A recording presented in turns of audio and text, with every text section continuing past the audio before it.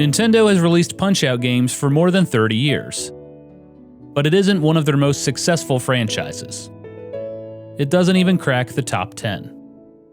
But it continues to be one of the most memorable series in Nintendo's vault. Why? What made Punch-Out so appealing? Perhaps it was the colorful cast of opponents. Glass Joe, King Hippo, Bald Bull. Maybe it was the underdog story of Little Mac, a street fighter with dreams of becoming a world champion. It could have been the endorsement of Mike Tyson, one of the greatest boxers of all time. Or maybe it was just the basic allure of boxing.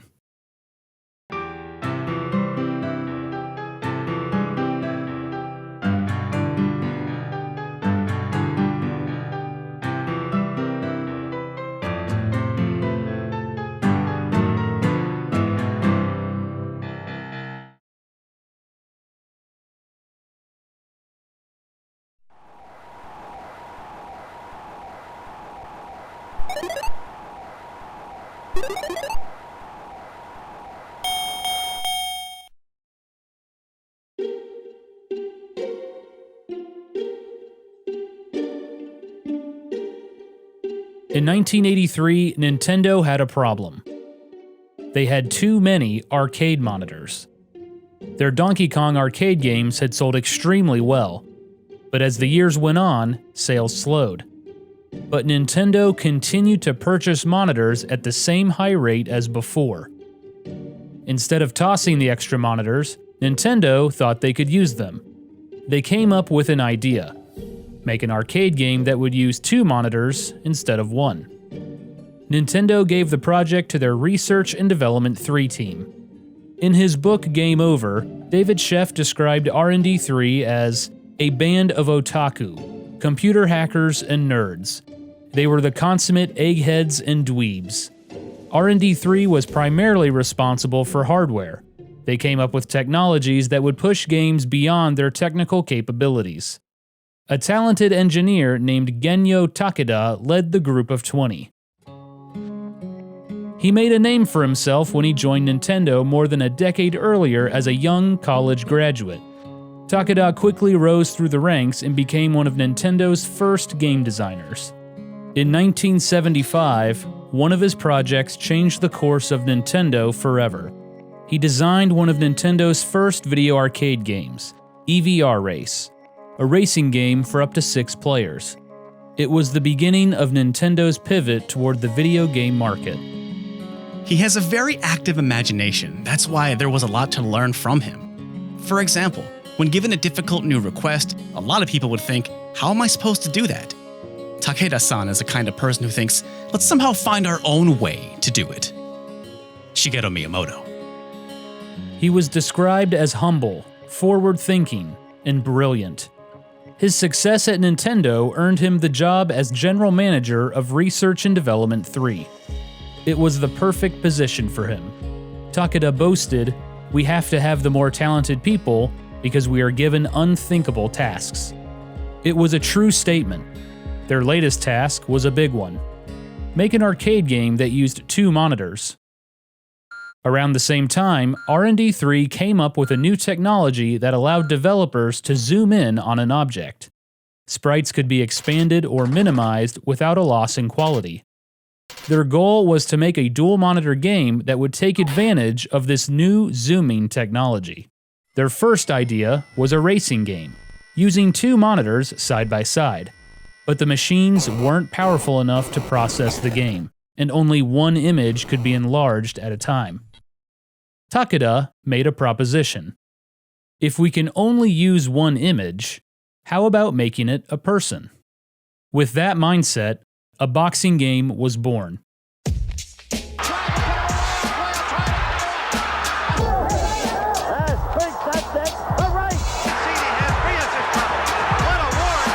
In the 1980s, boxing was a huge sport in North America. Takeda was enamored with the Western market and saw it as a goldmine for video games. A good boxing game would do great in North America. It seemed like an untapped genre. In the arcades, boxing games were lacking. In 1976, Sega released Heavyweight Champ, a basic boxing game in black and white.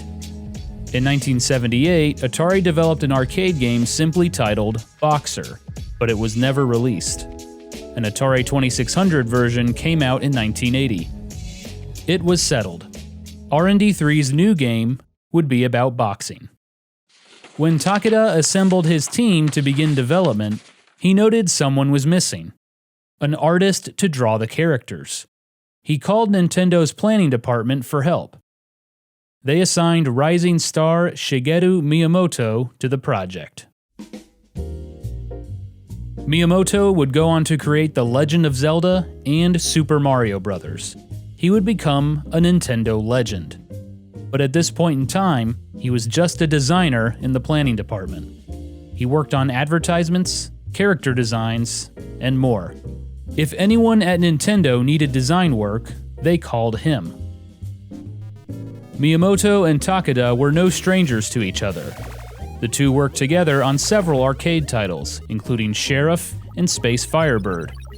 Under Takeda's watchful eye, Miyamoto learned many of the ins and outs of game design. By the time he started working with Takeda on the new boxing game, Miyamoto was hot on the heels of his first big hit. He'd struck gold when he directed his first game, Donkey Kong. The game would go on to gross more than $180 million. For R&D3's new boxing game, Miyamoto joined the project as an artist.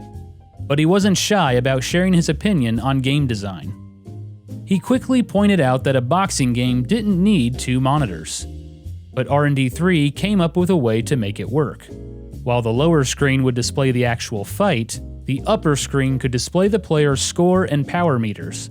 Lights and banners could be strewn about, just like a real boxing arena. Originally, Takeda wanted to experiment with a glove interface as the controller. Miyamoto once again stepped in. As someone who plays video games, I told him that I didn't like ambiguous interfaces, or ones that were hard to figure out, he said. Takeda went back to the standard joystick and buttons. While Takeda and R&D3 worked on the game's mechanics, Miyamoto worked on character design. But this was new territory for him. The sprites were much larger than usual, and Miyamoto felt he lacked the skill to draw the giant boxers. So for the first time ever, he sought help for his art from outside the company. Miyamoto took his ideas to Studio Junio, an animation company in Tokyo that worked on many animation projects in the industry. Studio Junio took Miyamoto's initial sketches and finalized them, turning them into large, beautiful cell drawings. Once back at Nintendo, developers began the painstaking process of converting the art to sprites. Nintendo of Japan was solely responsible for game development, but Takeda, with his eye on the Western market, made the unusual decision to involve Nintendo of America. At the time, Nintendo of America was primarily a shipping and marketing center. Games came in from Japan, got assembled, tested, and distributed throughout the country. But a few employees were hungry to get involved in development. One of those employees was Jerry Momota. Momota's official job title was Market Research Analyst, but he was, essentially, Nintendo's first game master. As new games arrived, Momota would evaluate them and provide feedback to the developers. Takeda began faxing design documents to Momota, asking for ideas to make the game more appealing to the American market. This was a first for Momota. I look back on that fondly because he extended the proverbial olive branch in a time when it wasn't common to do so, he said. Takeda wanted feedback on the main character, specifically his look. He sent Momota several options. If the character was solid, it was graphically better, but it made it hard to see the opponent and telegraph punches. They could also go with a wireframe body in different colors. Too many wires obstructed the view, but too few wires made the character less detailed. Momota gave his feedback. A straight-on view would make the player feel more engaged, and a wireframe body was necessary to see the opponent and anticipate attacks. Takeda also wanted help from Nintendo of America with voiceover work. Nintendo's new arcade game would feature an announcer narrating the action, a rare feature in arcade games. Several Nintendo of America employees auditioned. The winner was Don James, the warehouse manager. With the game nearing completion, Takeda and a couple of engineers flew to the United States. Together with Nintendo of America, they began showing the game at trade shows.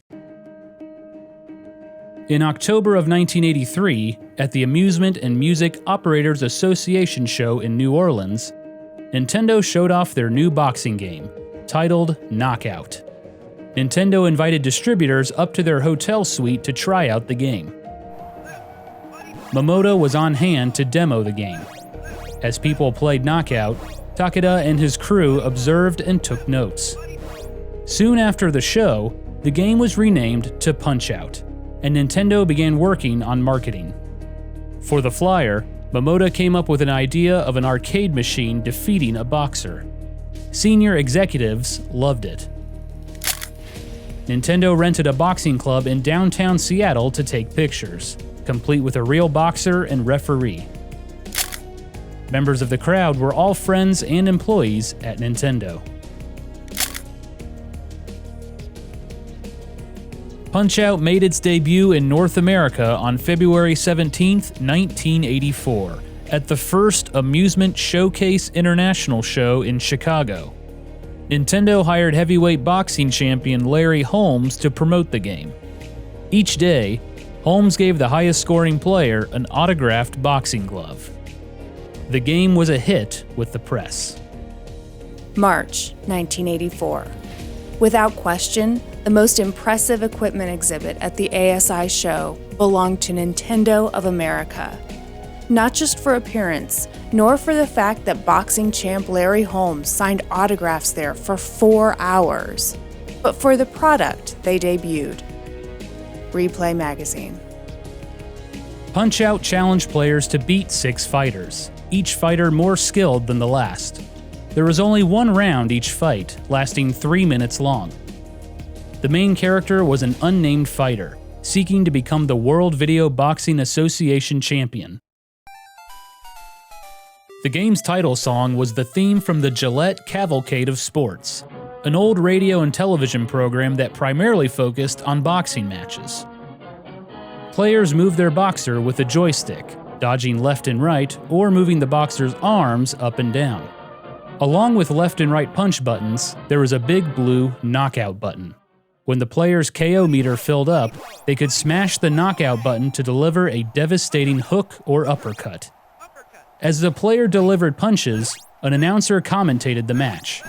A large crowd cheered on and included several characters from past Nintendo titles. The 6 opponents in the game had various skills and fighting traits, and their names reflected their abilities. There were also a few stereotypes thrown in. Glass Joe. The first opponent, Glass Joe, had a weak chin, a glass jaw.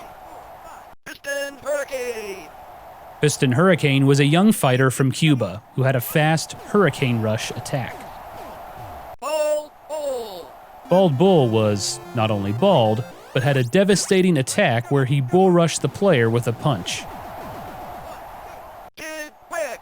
Kid Quick was an American who, although skinny, was extremely fast. Pizza Pasta. The Italian fighter, Pizza Pasta, stuck around and was hard to knock down. Mr. Sandman. And finally, there was Mr. Sandman, the world champion who threw devastating uppercuts. 1, 2. Come on. Body blocky down for the count. If players could knock out all 6 fighters, they were crowned the WVBA champion. The game would then loop on a higher difficulty. Punch-Out was a major success in North America. Later that year, the game made its way to Europe. Thanks to everyone, Punch-Out was a big hit. We were getting lots of reports saying that they were getting a lot of coins put in them. So people were asking us to make a sequel. Genyo Takeda. A Punch-Out sequel presented Takeda and his R&D 3 team with a new problem. How do you make a sequel to a boxing game different. "We did everything we could do with boxing," said Takeda. After throwing out an idea to give the boxers weapons, the team settled on illegal moves. Development of the sequel went much quicker than the original. R&D 3 had all the tools ready to go. All they had to do was create new opponents. Super Punch-Out introduced 5 new characters, more stereotypical than ever before. Canadian Bear Hugger. There was Bear Hugger, a massive Canadian with a two-handed smash attack. Hiya, hiya, hiya, Dragon Chan, a martial artist with deadly kicks. hiya. Vodka Drunkenski. Vodka Drunkinski, a towering, powerful fighter from the USSR. Great Tiger. Great Tiger, the champion of India. Macho Man. And Super Macho Man, a strong fighter with a 360-degree roundhouse punch. In addition to the new fighters, R&D 3 added ducking to the game. By pulling up on the joystick, players could avoid several different attacks. Super Punch-Out was released in September of 1984 in Japan and 1985 in North America. It was available as a standalone unit or as an upgrade to the original game. By the end of 1985, Nintendo was ready to shift focus away from the arcades and toward the home console market. The Famicom, their latest home video game console, was taking off in Japan. Its American counterpart, the Nintendo Entertainment System, had officially launched in the New York, New Jersey area. They planned a nationwide launch for the following year. Soon enough, Punch-Out would make its way onto Nintendo's new system, but with a whole new look.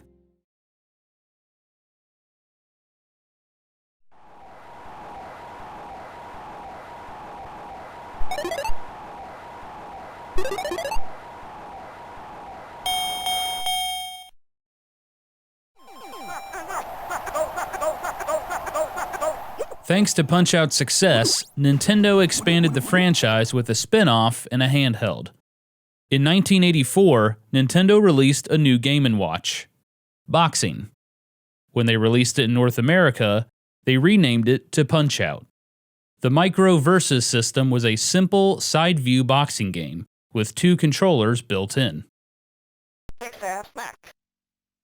In 1985, after the release of Super Punch-Out, R&D 3 developed a new arcade game. It was called Arm Wrestling. It would be the last arcade game Nintendo would independently develop and release.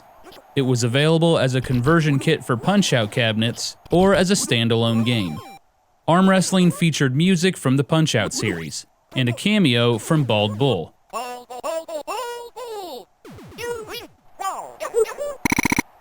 But one Punch-Out spin-off was not endorsed by Nintendo at all. In 1985, European developer Elite Systems released a new game for the Commodore 64 and ZX Spectrum, Frank Bruno's Boxing. Gameplay was almost identical to Super Punch-Out, and featured several boxers from the game. Bear Hugger was named Canadian Crusher. Dragon Chan was called Fling Long Chop, and Vodka Drunkinski became Andra Puncheradov. Frank Bruno's Boxing makes no mention of Punch-Out or Nintendo. At the time, Elite Systems was known for making ports of Japanese games, such as Capcom's Ghosts and Goblins, but they failed to secure the Punch-Out license from Nintendo. An odd footnote in Punch-Out's history.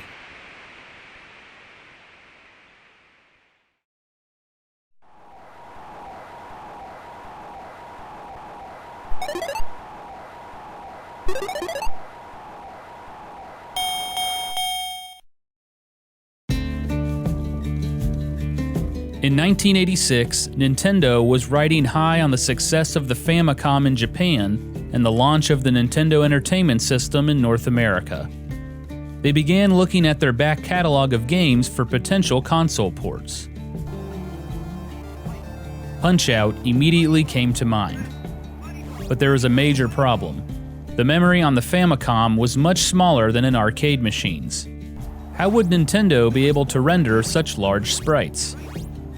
Genyo Takeda and R&D3 got to work. They came up with the MMC2 chip. The chip allowed the Famicom to access more memory, allowing the game to render larger sprites. Meanwhile, in North America, Nintendo of America president Minoru Arakawa was attending the Consumer Electronics Show. During the event, he watched a boxing match of a young heavyweight fighter with incredible speed and strength. His name was Mike Tyson. Tyson's head. With a to go. And there is a solid shot. Takes 2 steps forward. Let's go with a couple of lefts. Now a right, a left. He's got him down. Mike Tyson. Of all the kinds of athletic power that makes the paying public swoon, none is quite so hypnotic as that of a fighter who can pulverize. And young Master Tyson, it has been established, is devastatingly capable of knocking down people, not to mention livestock, and quite possibly, sizable buildings as well. Bill Lyon, Philadelphia Inquirer. Iron Mike Tyson made his professional debut as a heavyweight only a year prior, but he quickly made waves in the boxing world. He was only 19 years old. Tyson easily defeated his opponents. In his first year as a professional boxer, Tyson went 19-0, winning by knockout or technical knockout every time. 12 of them were in the first round. Arakawa was enamored with the young fighter. He wasn't the heavyweight champion. Not yet, anyway. But there was no doubt he was a star. Arakawa knew Nintendo of Japan was working on a console port of Punch-Out. He quickly phoned Genyo Takeda. If Nintendo could license Mike Tyson and include him in the Punch-Out game, it would be huge. Takeda liked the idea as well. It would be the very first endorsed Nintendo game. Nintendo struck a deal with Mike Tyson for a 3-year licensing agreement, worth a rumored $50,000. Nintendo's investment paid off quickly. On November 22, 1986, Tyson defeated Trevor Berbick, earning the WBC heavyweight title. The following year, in March, Tyson defeated James Smith, winning the WBA heavyweight title. By the time he was programmed into Punch-Out, Tyson's record was an astonishing 31-0.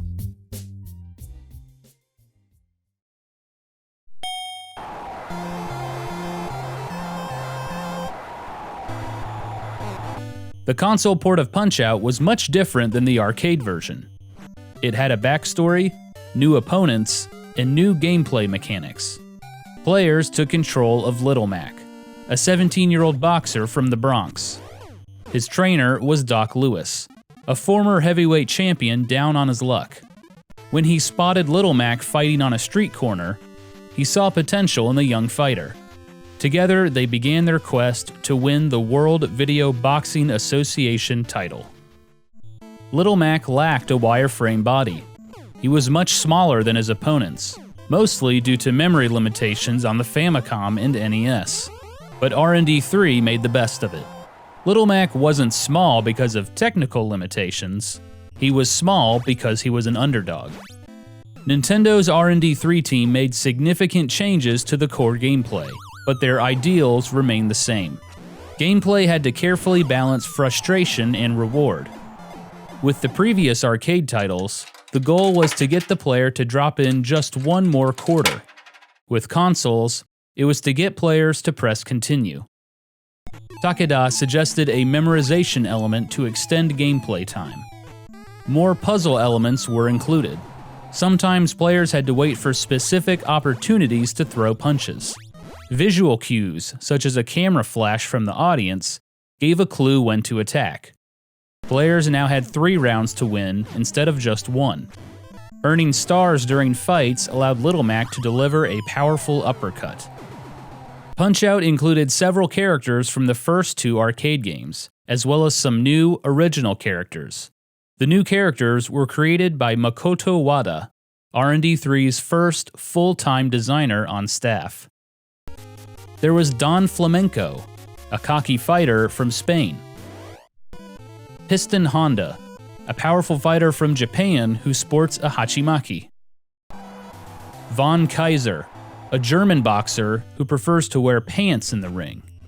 And finally, King Hippo, a massive fighter from the fictional Hippo Islands. Some characters were updated to adhere to Nintendo's family-friendly content policies. Vodka Drunkinski became Soda Popinski. Makoto Wada also added Mario as the referee in the ring. Back then, Nintendo didn't require approvals before adding Mario to a game. Wada recalled he drew a slightly strange-looking Mario. In the summer of 1987, Nintendo completed the console port of Punch-Out!, but instead of releasing it to stores in Japan, they held a contest. Players who purchased Golf US Course on the Famicom Disk System could bring their game into stores and submit their high scores to Nintendo. The top 5,000 scores won an exclusive gold cartridge of Punch-Out!. 5,000 more were given away in raffles. In September of 1987, winners received their prize. The Gold Punch-Out! Cartridge was the series' very first console release. Although Mike Tyson was programmed in the game, his data couldn't be accessed, so he was never actually visible. Instead, the final opponent is Super Macho Man. Winners of the Gold Punch-Out! Cartridge were delighted with their prize. People called Nintendo to ask if the game would get a retail release. Fans would get their wish, but with a big new addition. Mike Tyson's Punch-Out! Was officially released on October 18, 1987 in North America, November 21, 1987 in Japan, and December 15, 1987 in Europe.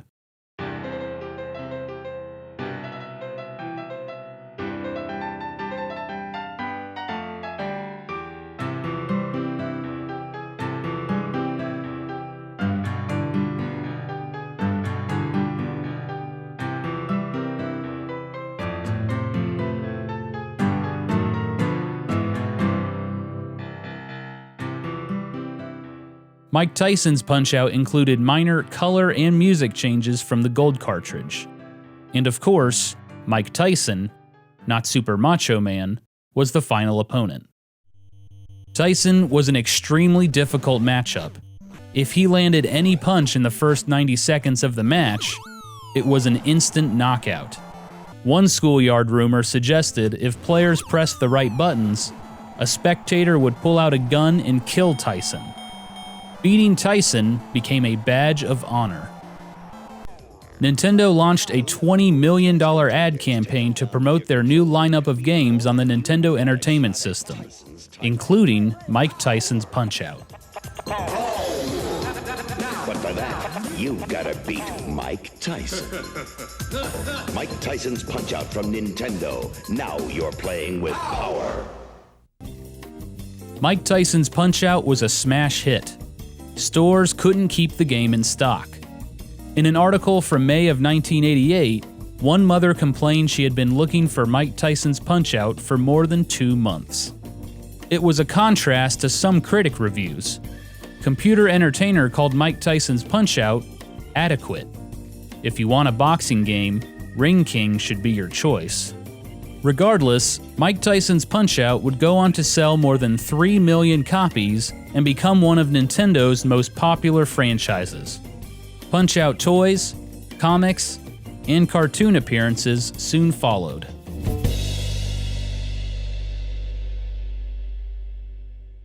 In 1989, Mike Tyson's licensing contract with Nintendo expired. Nintendo chose not to renew it for several reasons. Punch-Out! Had received its recognition already, and its market appeal was declining. There was no need to pay a high-profile athlete to promote the game. Mike Tyson was now the heavyweight champion of the world. Renewing the contract would cost significantly more money. There was also the issue of Mike Tyson's life outside the ring. In February of 1989, he went through a highly publicized divorce with actress Robin Givens. Givens accused Tyson of physical and verbal abuse. In an interview with Barbara Walters on ABC's 2020, Givens said her life with Tyson was torture, pure hell, worse than anything I could possibly imagine. Tyson alleged that Givens had only married him for his money. Their divorce was finalized on Valentine's Day. See Mike the way he went back in his heels, doesn't have the good balance, his legs together is busted, landing these, oh nice uppercut by Buster Douglas, look at this, he's knocked Mike Tyson down! On February 11th, 1990, Tyson lost for the first time in his career to James Buster Douglas. It was considered one of the biggest upsets in sports history.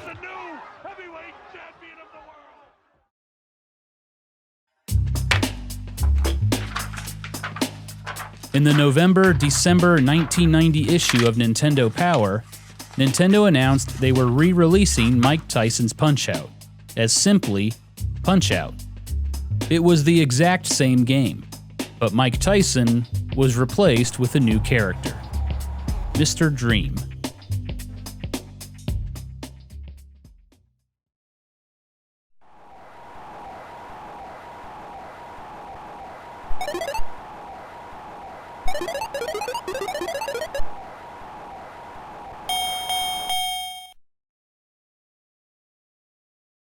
In March of 1991, Electronic Gaming Monthly magazine previewed a new NES game, Mike Tyson's Intergalactic Power Punch. The game featured Mike Tyson fighting aliens in space to become the best boxer in the universe. It was developed by Australian developer Beam Software and published by American Softworks. Beam Software's previous titles included Back to the Future and The Punisher. Gameplay was similar to Punch-Out, though not as polished. There were also training sessions in between rounds to increase stats. 4 months later, Mike Tyson was in the news again. Grand jury selection begins 1 week from tomorrow in the case of boxer Mike Tyson, who is accused of rape. The former heavyweight champion is accused of raping an 18-year-old beauty pageant contestant during a visit to Black Expo last month. Marion County authorities say they want the grand jury to consider the matter before any charges might be filed. Tyson has issued a statement through his attorney denying the rape. On February 10th, 1992, Tyson was convicted of rape and subsequently sentenced to 6 years in prison. Developers of Mike Tyson's Intergalactic Power Punch scrambled to change the game. By the time it was released in June of 1992, the game was renamed Power Punch 2. Beam Software removed all references to Mike Tyson. They also changed the main character's name to Mark Tyler. For years, rumors spread that Power Punch 2 was supposed to be a sequel to Mike Tyson's Punch-Out, and that after Tyson's rape conviction, Nintendo canceled the project. However, there is no evidence to suggest this. Previews at the time make no mention of it being a sequel to Punch-Out! The only reference to Punch-Out! Was that the gameplay was similar. Most likely, Beam Software and publisher American Softworks were hoping to capitalize on the success of Mike Tyson's Punch-Out! By licensing him for their own title. But after his rape conviction, they changed the game. Power Punch 2 received average reviews and was quickly forgotten.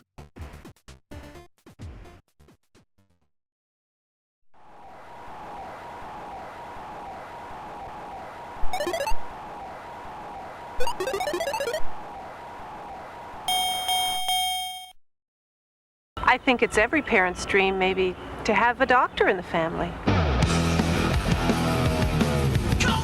By 1994, Nintendo was neck-deep in the video game console wars with Sega. Nintendo pitted its 16-bit Super Famicom, also known as the Super Nintendo, against Sega's 16-bit Mega Drive, or Genesis. In North America, the two companies were almost dead even, with Sega having a slight edge. Nintendo hoped their strong software titles would give them an advantage over Sega's multitude of hardware accessories. In Japan, Genyo Takeda and his team at R&D3 had grown the past several years. They worked on several new software titles, including the Star Tropics series. They were also developing Nintendo's next console, a 64-bit machine with the codename Ultra 64. Somehow, they found time to develop a sequel to Punch-Out!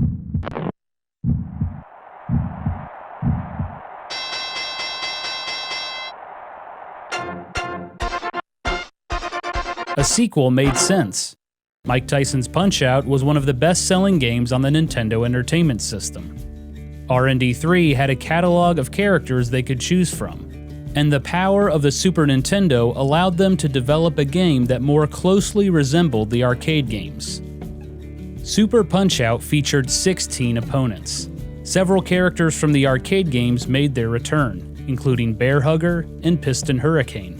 By this point, Makoto Wada was no longer the lone designer at R&D3. He and his team created 10 new opponents for the game. In many ways, Super Punch-Out! Felt more like a remake of the arcade game than a direct sequel to the NES game. There was only one round, lasting 3 minutes.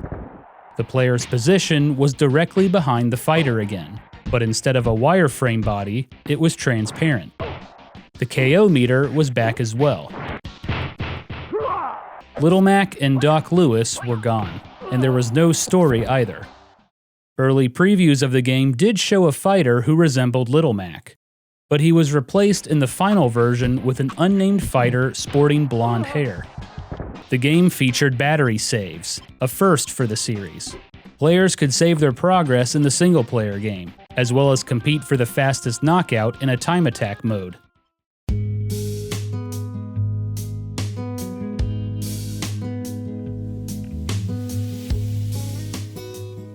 Super Punch-Out! Was released to stores on September 14, 1994 in North America, and January 26, 1995 in Europe. It wouldn't come out in Japan until 1998, and even then, it didn't see a retail release. It was available for download on the Nintendo Power Flash cartridge. Players could bring the cartridge into stores and have games written to it. Super Punch-Out! Received favorable reviews and sold more than 1 million copies, but it never matched the success of Mike Tyson's Punch-Out! It would be more than a decade before players would see Punch-Out! Again.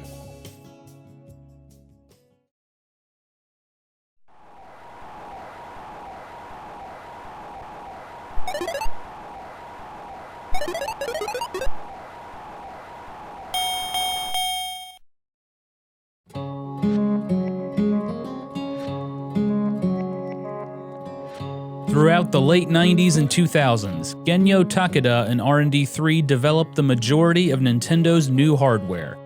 Many of their creations would significantly change the industry. The Nintendo 64, the Rumble Pack, the Nintendo Wii. Their game-making days were behind them. The last time they developed a game was Pilot Wing 64, back in 1996. Any hopes of R&D3 making a new Punch-Out! Game were slim. But in 2007, everything changed when Kensuke Tanabe, a producer at Nintendo, asked Genyo Takeda for permission to make a new Punch-Out! Game. Tanabe was a veteran at Nintendo. He had been with the company since 1987. In his early years, he quickly earned the trust of his managers. Tanabe was given director duties for Yume Kojo, Doki Doki Panic, which eventually became Super Mario Bros. 2 in North America.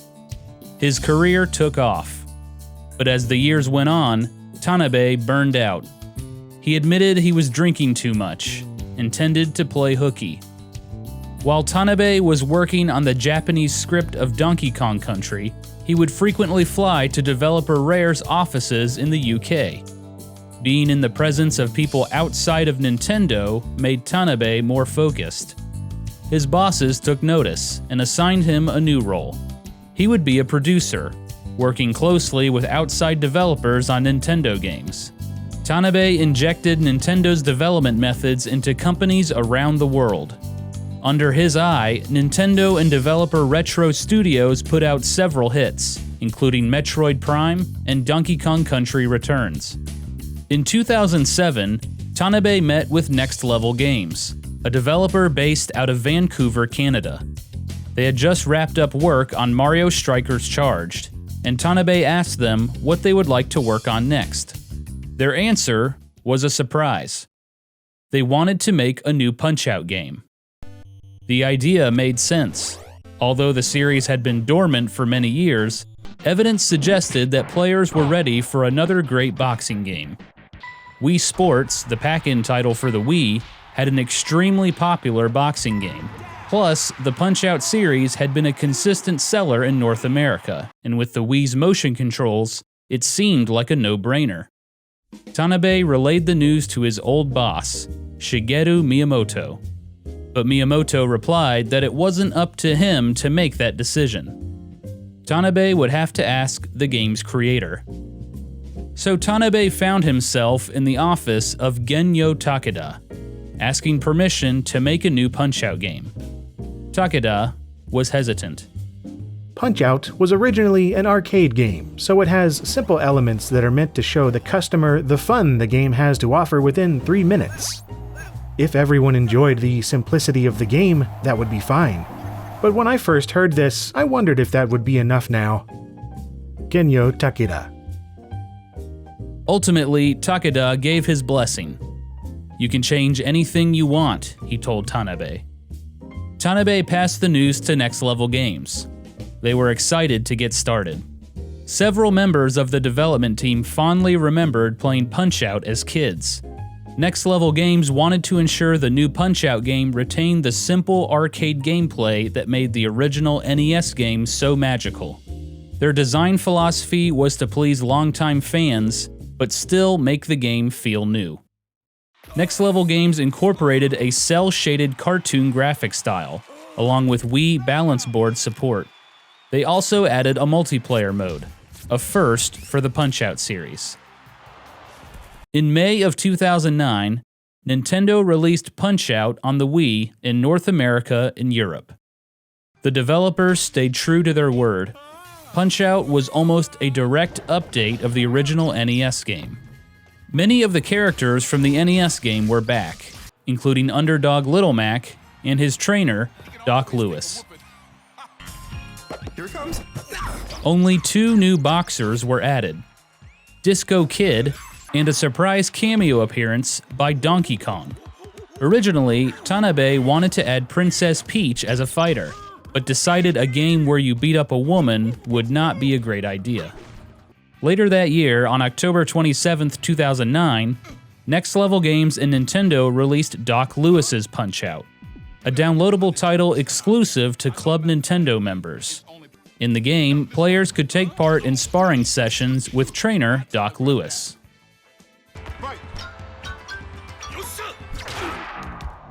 Punch-Out on the Wii received overwhelmingly positive reviews. For fans of the series, it was a perfect piece of nostalgia.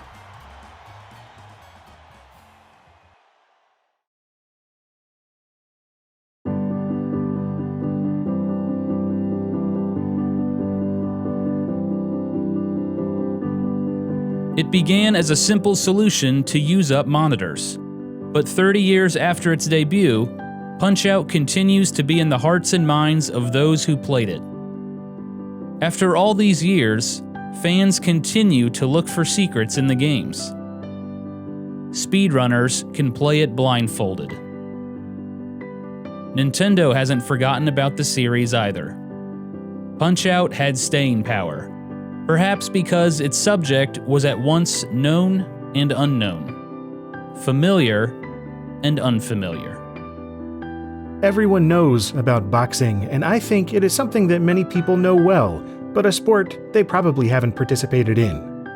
The excitement felt when showering an opponent with blows and knocking him down to the floor is the real thing. I think the biggest reason the game was appreciated was the basic allure of boxing. Genyo Takeda.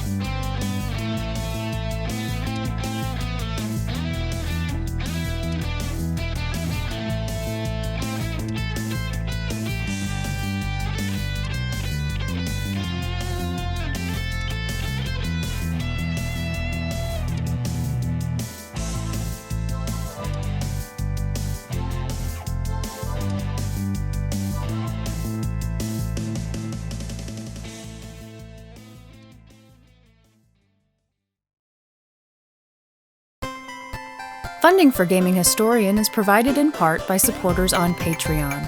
Thank you.